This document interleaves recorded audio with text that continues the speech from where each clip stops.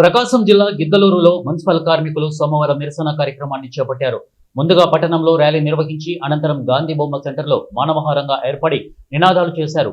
పనికి తగ్గ వేతనం కల్పించడంతో పాటు ఉద్యోగ భద్రత కల్పించాలని, పదవీ విరమణ అనంతరం పెన్షన్ అందించాలని అన్నారు. ఆరోగ్య భద్రతకు బీమా చేయించాలని, ప్రజలకు అందిస్తున్న సంక్షేమ పథకాలను తమకు అందాలని మున్సిపల్ కార్మికులు ప్రభుత్వాన్ని డిమాండ్ చేశారు.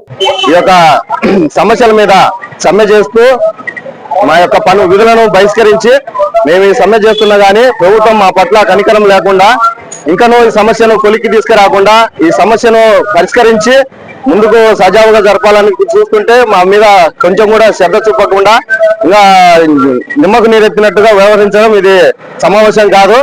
ఈ సమస్యను వెంటనే త్వరగా పరిష్కరించి మాకు సానుకూలంగా సమాధానం చెప్పగలుగుతారని ఆశిస్తున్నాము. మేమేం గొంతమ్మ కోరికలు కోరటం లేదు. మాకు కావాల్సినవి సంక్షేమ పథకాలు, మా యొక్క జీవోలు ఇచ్చిన రీతిగా ఇచ్చినట్టు అమలు చేయాలము. తర్వాత ఆప్కాస్ లో ఉన్నటువంటి ప్రతి ఒక్క వర్కర్ ఎంప్లాయీస్ అని పేరు వచ్చి